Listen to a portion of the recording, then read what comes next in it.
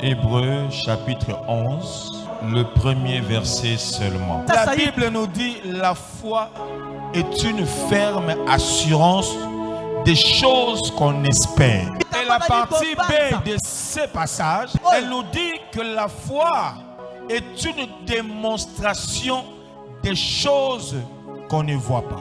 La foi, c'est une projection d'une personne aveugle dans l'avenir. Parce qu'une personne aveugle ne sait pas contempler les beaux temps ou les mauvais temps. Une personne aveugle ne sait pas voir des choses qui peuvent le plaire. Mais lorsqu'on dit une démonstration des choses qu'on ne voit pas, la parole de Dieu dit Jésus est le chemin, la vie et la vérité. Or, celui qui a la foi, même s'il ne voit pas, il a Jésus. Parce que Jésus est le chemin.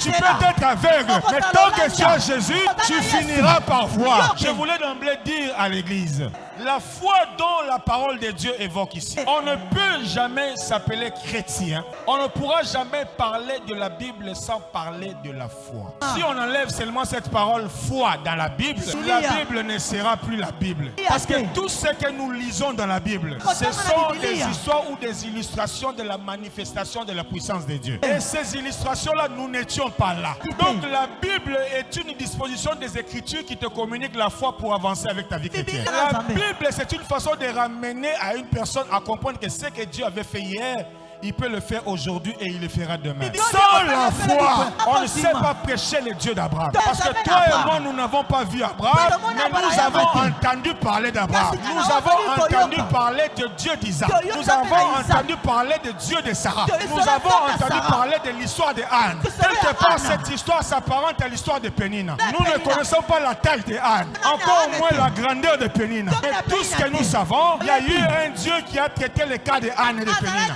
À cause de cette bonne parole qui est semée en nous, nous avons déjà l'image de ce qu'a été la vie de Anne et de ce qu'a été l'histoire de Pénina.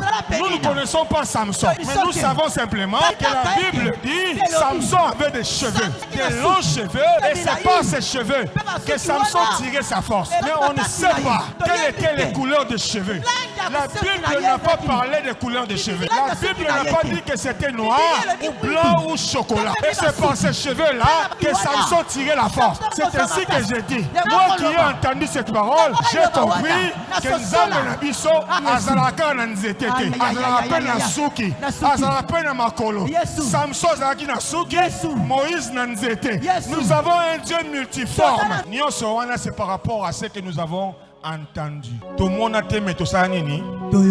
Je parle à une personne qui semble encore lourde. Lorsque tu dis Amen à cette parole, tu invites Dieu dans ton camp.